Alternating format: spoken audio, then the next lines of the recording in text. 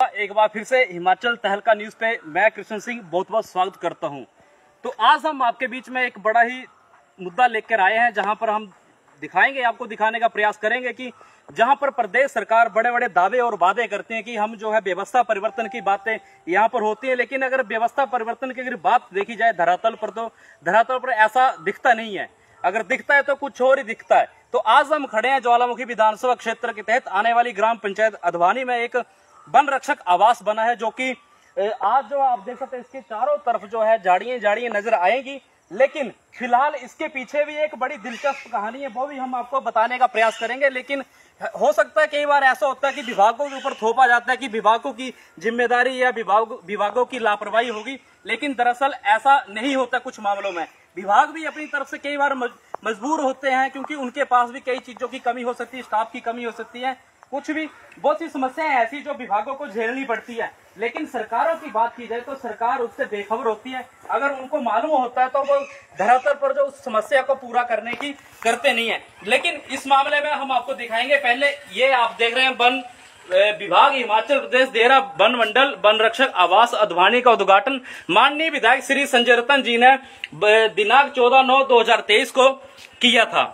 लेकिन इसके बावजूद भी ये कार्यालय जो है आज जो है कहीं ना कहीं जो है इसके पीछे देखेंगे तो यहाँ पे झाड़ियां हैं। लेकिन बहरहाल इसकी भी समस्या है, विभाग की भी समस्या है। लेकिन जहाँ पर विभाग की बात की जाए, यहाँ पर जो है अगर हिमाचल प्रदेश पूरे वन विभाग की बात की जाए तो 600 के आसपास जो है यहाँ पर पद जो है खाली चल रहे हैं, जिसके चलते ये जो है वन मंडल जो देहरा के अधीन आने वाले विधानसभा ज्वालामुखी में ये जो कार्यालय बना है, जिसके ऊपर लोग अक्सर आवाज उठाते हैं कि ये कार्यालय काफी दिनों से लंबे समय से बंद रहता है। तो हमने आज मौके पर जाकर देखा कि इसके बंद रहने के पीछे क्या कारण है। इसके बंद रहने के पीछे का मुख्य कारण जो आज हमें ये पता चला, विभागीय तौर पर जो आरओ ज्वालामुखी ईशानी जी है उनसे बात की, उनसे समझी कि ये समस्या क्यों हो रही है, क्योंकि इसके ऊपर लाखों रुपए लगाए गए हैं। अगर ये इसी तरह से यही कार्यालय नहीं और भी कई कार्यालय अगर बंद रहेंगे तो उसके पीछे जो पैसा है तो उसको लगाने का फायदा क्या है, औचित्य क्या है। तो ऐसे कार्यालय बनाने से अच्छा है कि उनमें कोई अगर विभाग ने कोई कार्यालय बनाया तो वहां पर कर्मचारी रहे।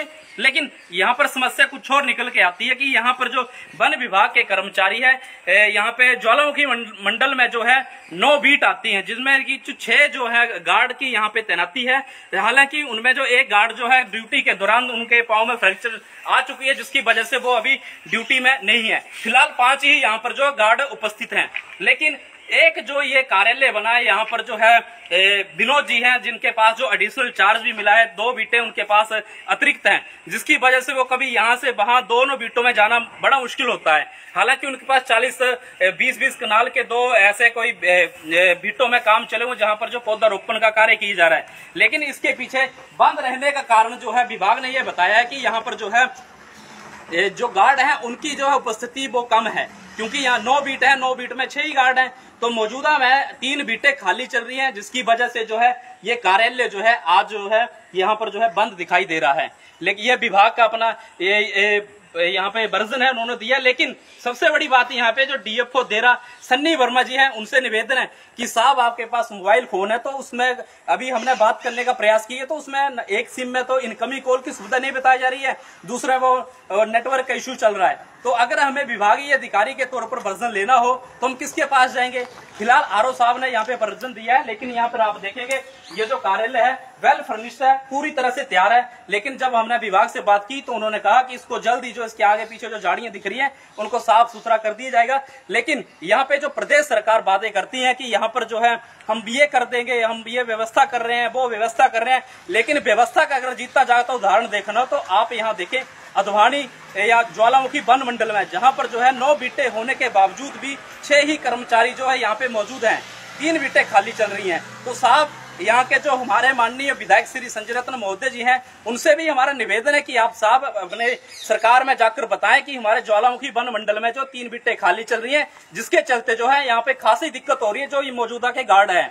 और दूसरी चीज, सरकार के से भी हमारा निवेदन माननीय मुख्यमंत्री ठाकुर सुखविंदर सिंह सुक्खू जी की वो इन बीटों को जल्द से जल्द भरने का प्रयास करें, ताकि यहाँ पर जो गार्ड हैं, जो ये कार्यालय हैं, जो सरकार के ऊपर उंगली उठाई जा रही है, वो ना उठे। इन विभागों को या इन कार्यालयों को जल्द से जल्द भरने का प्रयास करें, ताकि ये जितने भी कार्यालय बने हैं इनके ऊपर जल्द से जल्द कर्मचारी मिले। और दूसरी चीज, अगर इसी तरह से कई कार्यालय अगर बंद रहते रहे तो लोगों का, जनता का जो पैसा है टैक्स के रूप में सरकार को जा रहा है, उसकी बर्बादी कम से कम ना हो।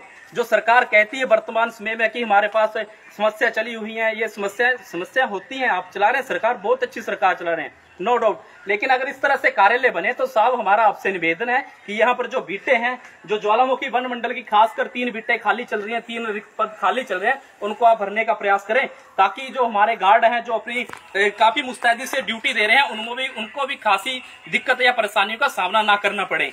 तो हमारा माननीय मुख्यमंत्री सुखविंदर सिंह सुक्खू जी से और माननीय विधायक संजय रत्न महोदय से निवेदन है कि आप सरकार को बताएं, विभाग के माध्यम से जैसे भी माध्यम हो, आप उनको सरकार तक इन गार्डों की बात पहुंचाएं, ताकि ये जो कार्यालय है या ये जो बीटें ज्वालामुखी वन मंडल में चल रही हैं, उन बीटों को जल्द से जल्द भरा जा सके, ताकि विभाग के जो है और मुस्तैदी से काम कर सके। तो फिलहाल आप सभी लोग हिमाचल तहलका न्यूज के साथ बने रहे। आप सभी लोगों का बहुत बहुत धन्यवाद।